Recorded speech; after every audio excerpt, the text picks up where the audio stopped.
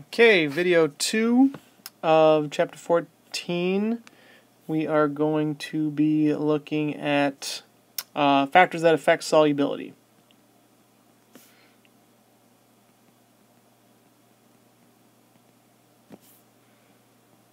Oops.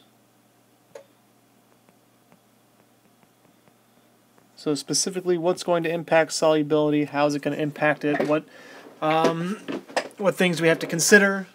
Okay, when predicting the solubility of different substances. Okay. So in general, talking about the extent to which one substance dissolves in another.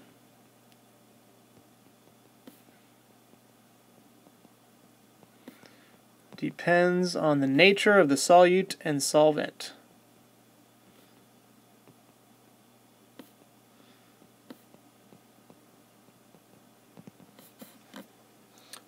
So the nature of it means basically what elements make up the molecule, what's the polarity of the molecule, what's the mass of the molecule, things like that, what kind of intermolecular forces are involved. So we'll look at each one of those things here.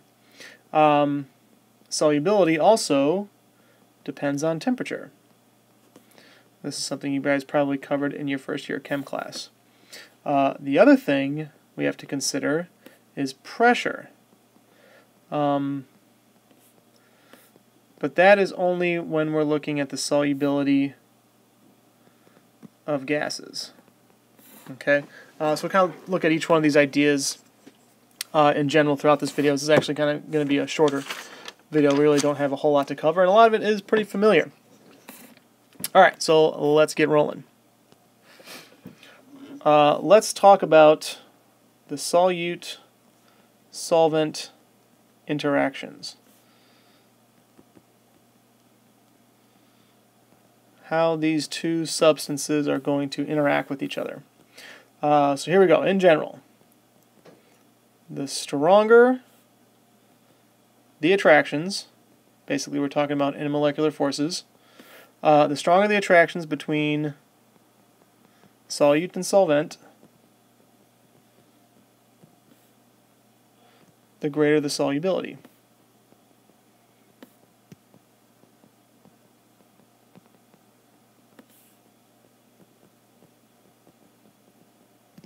Okay, blanket statement right there. Let's go ahead and look at some examples here. I'm going to draw a simple chart. Let's actually look at the solubility in water. The unit on this is going to be molarity. And we're going to look at different substances. Let's look at nitrogen gas, let's look at carbon monoxide gas, oxygen gas, argon gas, and finally krypton gas. And here we have the solubilities of each one of these. Nitrogen dissolves at 0.69 times 10 to the negative third moles per liter. Carbon monoxide, a little bit more at 1.04 times 10 to the negative third moles per liter. Oxygen, still increasing, times 10 to the negative third, 1.38. Then we have 1.50 for argon. And I'm sure you guessed it, yes, krypton is a little bit bigger, 2.79 times 10 to the negative third. So now if we take a look at the previous statement, right, the stronger the attractions between solute and solvent, the greater the solubility. Okay, so that goes back to the same idea. We've talked about this before, like dissolves like, right? Polar substances dissolve in other polar substances. When you have substances with similar intermolecular forces, they tend to think of them as being compatible. They'll dissolve with each other. If we look at these 5 gases listed, right, they're all gases, they're all dispersion forces with maybe the exception of carbon monoxide being a little bit polar. They are two different substances. But nitrogen, oxygen, argon, krypton, those are all completely, perfectly non-polar, right? Same substance bonded, same substance bonded. These aren't bonded to anything, they're just by themselves. So dispersion force tends to be the main force dealing with each one of these substances, right? I know you might be thinking carbon monoxide is polar, and technically I suppose it is. The electronegativity difference between C and O, not that great. So its polar character is actually very, very small. Plus the fact that we know it's a gas tells us that the intermolecular forces between the molecules are very, very weak. If they were stronger, it would be a liquid, but it's not. So if these things are going to dissolve in water, water we know is highly polar, right? Well, check it out. What's the pattern in these 5 substances? You'll notice that the masses of each one of these increases. Nitrogen has a molar mass of 28 grams per mole. Carbon monoxide is 28. Is that 28? Yeah, that's 28. About the same. Oxygen, 32. Argon, I should probably have a periodic table nearby. I don't know argon's off the top of my head. Ooh, look, here's a table. Argon's is almost 40 grams per mole, and krypton, being the heaviest, is 83.8 grams per mole. Wow, quite a big difference. So, if we kind of say dispersion forces are the driving intermolecular force in all 5 of these substances, well, then that brings up the idea of polarizability, right? The bigger your mass, the more polar your character could potentially be, right? If I'm krypton, my mass is so huge, my number of electrons is so large, I have a harder time keeping track of all of them, and it could potentially shift the electrons to one side of the atom or the other, causing an imbalance of charge, which would give krypton like a partial positive and a partial negative, but only for a quick moment. But that's going to happen a lot more in something like krypton because its mass is heavier versus something like nitrogen. Nitrogen has a very, very small mass, 28 grams per mole. Its polarizability is very, very small. So its solubility is very, very small. All right. Carbon monoxide, same mass as nitrogen, but carbon monoxide solubility is greater. And you can attribute that to the difference in electronegativity. Here, nitrogen has no difference in electronegativity, but carbon monoxide does have a small difference. Oxygen's, we know, has a slightly greater solubility than carbon monoxide. Well, it's got a bigger mass. 28 grams per mole goes up to 32 grams per mole. So its solubility is a little bit greater. It's more polarizable in something like water. Argon, mass is a little bit bigger, so it has more of a polar character to it, meaning bigger solubility, and so on and so forth. This is how we can compare these different substances. Now, if we threw a polar, an actual polar compound into the mix, well, that solubility would be through the roof compared to these other substances whose intermolecular forces are very, very weak dispersion forces. Okay, so again, the more compatible the intermolecular forces are between solute and solvent means the more soluble they'll be with each other. Okay, that's the main point I want you guys to get. Now let's jot down and look at a few more examples and ideas. Okay, so I said it once, I'll say it again. Remember, like dissolves like. Simple statement to remember, easy idea, right? Sort of rephrasing it or explaining it. Substances with similar intermolecular forces tend to be soluble in one another.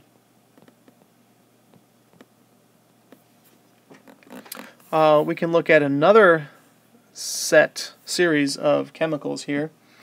Again, we'll look at the solubility. And these values are going to be in moles per 100 grams of water. We are going to look at methanol. We are going to look at ethanol. What comes next? Hey, who's got it? I really don't know what to say then. You guys probably said it. I don't know. Propanol. Butanol. Let's keep it rocking and rolling. Pentanol. The hexanol. And I'm going to stop with heptanol. So, you'll notice the order I went in, right? Starting with meth, which is 1 carbon, all the way up to hept, which is 7 carbons long. But they all end OL, which means they are all alcohols, right? They all have one single OH group. hydroxide group on the hydrocarbon chain. Okay, just in case some of you have forgotten, I'll draw a little structure over here of methanol. 1 carbon, 3 hydrogens. Oh boy. That's a hydrogen there. And then there's a hydroxide. So as we go down this list, we just keep adding a carbon onto the end. So the ethanol is 2 carbons, propanol 3, butanol 4, 5, 6, 7. All right. Quick refresher on our orgo, right? So our solubility of methanol in water actually doesn't really have a value. It dissolves completely. All of it dissolves. I actually looked up this table. It just says infinity. Thought that was interesting. But it essentially just means completely.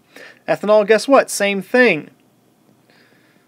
Okay. And guess what? Propanol, also the same thing. Completely dissolves. But when you get up to butanol, it doesn't. We actually have a value. 0.11 moles per 100 grams of water dissolve. Pentanol, even smaller.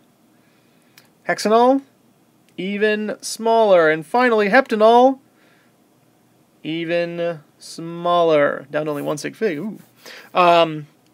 Okay, so again, there's a pattern here. All right.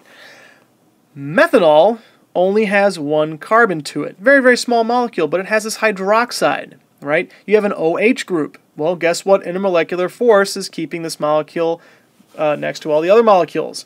It's hydrogen bonding, right? You have an OH, a hydrogen bonded to an O. It means that there's hydrogen bonding. Very, very strong intermolecular force.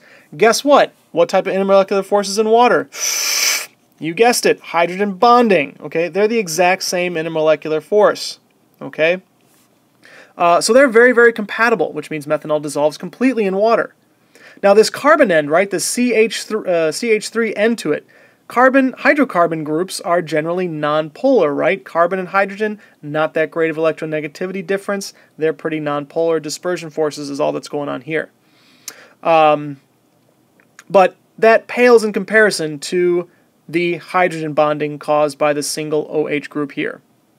Okay, ethanol adds another carbon to the mix, all right, but still has that hydroxide and still dissolves completely. Propanol, same thing. Now when we get to butanol, it doesn't completely dissolve. Okay, well, butanol has 4 carbons to it, all right, meaning that hydrocarbon character is starting to take over. Dispersion forces are starting to take over. There's still only 1 lonely hydroxide. There's still some hydrogen bonding. But guess what? The molecule is now getting larger.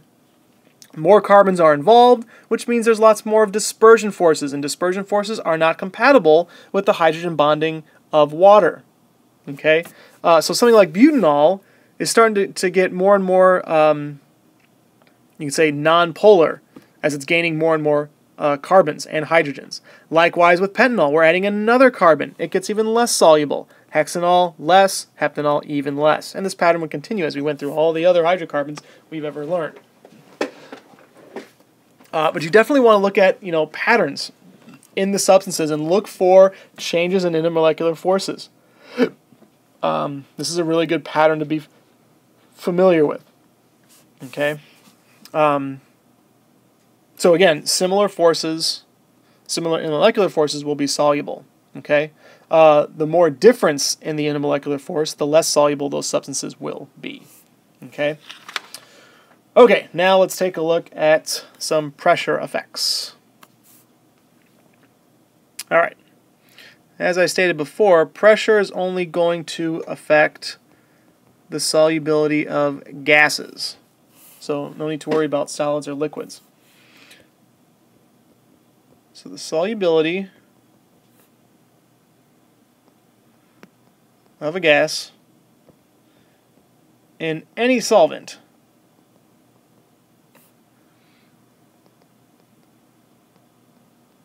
increases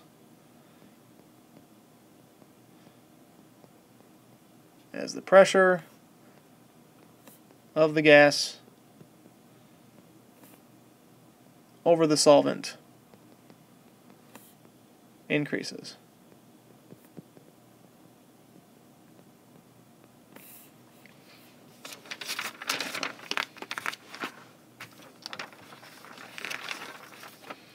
So it's pretty, sort of common sense, right? You can dissolve more gas if you increase the partial pressure on that gas above the solvent. You force more of the molecules in, which is kind of what's being shown here in this image. Okay, just a very, really simple image. If you have a sealed container here, I have some liquid solvent and I have some gas molecules bouncing around. Now, if the container is sealed, those gas molecules are moving around, right, at high speeds. They're going to collide with the liquid surface, and some of them are going to dissolve all on their own, okay? Even if with really, really low solubilities, some will go in, just like it shows here. 1, 2, 3, 4, 5, 6, 7, 8 little gas molecules are dissolved. If I want to dissolve more of those gas molecules, I increase the pressure.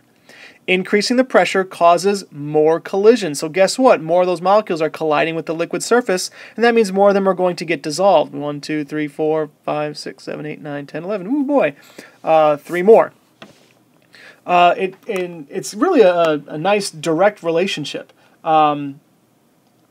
It leads you to think that, hey, if I double my pressure, right? So let's say here's my volume of gas here. My volume is getting cut in half. My pressure should be approximately doubling, which means my solubility of that gas is actually going to, it's going to double. So it's pretty neat. Nice, neat, direct relationship. Double the pressure, double the solubility of that gas. We have a relationship between pressure and solubility, a mathematical one.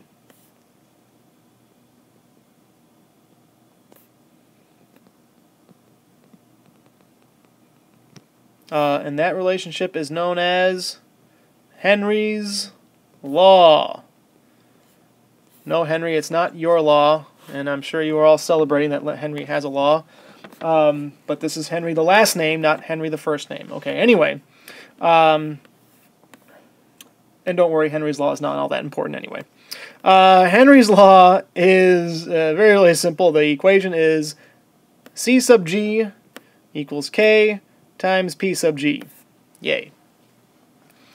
Alright, it's only 3 variables long. I'm going to identify those 3 variables, but I have run out of room, so I'm going to go to a new page. Okay. C sub G is our solubility. Okay, solubility of your gas. The sub G just means a gas, and C is this solubility. The unit is usually molarity. So moles per liter, right? Don't forget that. P sub G is the pressure, the partial pressure of your specific gas involved. And K is Henry's law constant. Now, unfortunately, this is not like an ideal gas law constant where it's the same for any gas. This is actually different. The units for K are usually in molarity per ATM. And again, this is different for each substance. So usually it's either given to you or you have to somehow solve it given other pieces of information. Most of the time, though, it's given to you. So it's different for each substance at different temperatures. So, you know, the Henry's law constant changes for every single substance and also changes per that substance's temperature. So like I said, it's typically given to you. Again, watch out for units. Okay, if your K is given in molarity per ATM, well then the pressure that you use has to be an ATM. It has to match, right? This could be any pressure unit that whatever they happen to give you. Just typically it's ATM. So you want to make sure your pressure is an ATM if you're plugging it in. If you're in terms of molarity, then your solubility is going to be in terms of molarity, right? Those two things have to match as well. The equation doesn't get used all that often, but it can be, and it'll always be given to you. You don't have to memorize it. And it's a relatively simple equation. All right, one final thing to discuss, and that is a really short one. Temperature effects. We said temperature affects solubility. Something that I know you guys covered in your first year chem class. The solubility of most solids increase with increasing temperature. So if I want to dissolve more of my solid, I heat up my solvent, and I can dissolve more of it. And not only that, I could dissolve it faster too. Right? If I heat up my solvent, molecules move around faster. They collide with the solute faster. They dissolve it faster. And not only that, they dissolve more of it. Okay, one final statement. I got to go to a new page to write it. Notice in that previous statement I said solids because this is different for gases. The solubility of gases actually decreases. Solubility of gases decrease with increasing temp. If you want to dissolve more of a gas into a solvent, you would want to lower its temperature. And I suppose you'd also want to increase its pressure. Hence why soda is, that's my can of soda, is such an awesome example of both these two ideas, pressure and temperature, right? A can of soda we know is under a great deal of pressure. That's to force the CO2 to dissolve in the water. CO2 is a nonpolar gas. So it doesn't dissolve all that much. In order to make more of it dissolve, they put it under a great deal of pressure to force it into the solution. Okay? As soon as you open your soda, you now equalize the pressure, and that CO2 bubbles out.